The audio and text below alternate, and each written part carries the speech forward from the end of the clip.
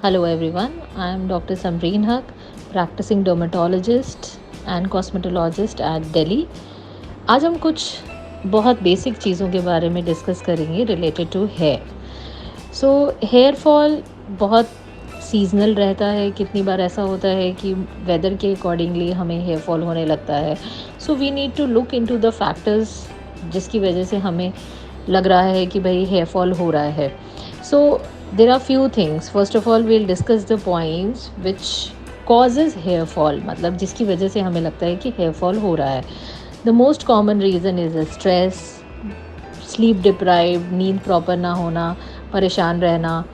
अच्छा, कई बार कई लोगों को हेल्थ इश्यूज़ रहते हैं. फॉर एग्जांपल थायराइड की इश्यूज़ हैं किसी को, और किसी को for that matter there some deficiency in iron, haemoglobin किसी का कम है, किसी को B12 डेफिशिएंसी है, विटामिन D3 डेफिशिएंसी है.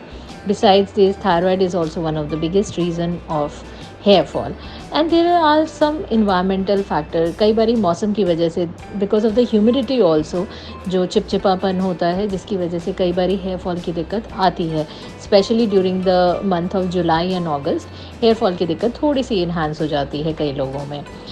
एज रिलेटेड भी ये दिक्कत रहती है. As the age advances hair fall की दिक्कत थोड़ी बढ़ने लग जाती है. Chemical usages also causes hair fall many a times. बहुत बार हम शुरू में हम हेयर केमिकल ट्रीटमेंट्स लेते हैं related to keratin or XYZ. There are various treatments available in the parlors and the salons. पर शुरुआत में your hairs are very good, तो आपको इतनी ज़्यादा इश्यूज़ नहीं होती. But as the time passes and आप बार बार लेते रहते हैं, this chemical causes hair fall, and this causes the problem with the hair texture also. So chemical is also one of the reason. Besides these treatments, hair dyes also causes hair fall. Now the treatment, the most important is stress. Avoid stress, proper sleep, proper diet, हमेशा green vegetables and protein rich diet, specially paneer, soybean, chicken, इस तरह की चीज़ें थोड़ा ज़्यादा consume करनी चाहिए. दाल, छोले, चने, ये सारी चीज़ें थोड़ी ज़्यादा कंज्यूम करनी है according to the diet. And आपका जो भी डाइट इश्यूज़ है, जो डाइट प्लान्स है, उसके अकॉर्डिंगली आप थोड़ा सा उसको इन्हांस कर सकते हैं. Now, the treatment part. There are various oral medicines available, topical medicines and the shampoos. So, depending upon the condition, जिसको जैसी ज़रूरत है उसके अकॉर्डिंग होता है. ये एक normal category of hair fall की हमने बात की. They now the other side is male pattern and hair female pattern of hair loss. ये बहुत कॉमन है आजकल, जिसका सबसे बड़ा रीज़न है जेनेटिक. फैमिली में अगर इस तरह की दिक्कत रन कर रही है तो you tend to get this problem as the age passes. But nowadays, this genetic reason can occur in younger age group also. Now, many a times we see patients of around 18 to 20 years age group suffering from male pattern hair loss.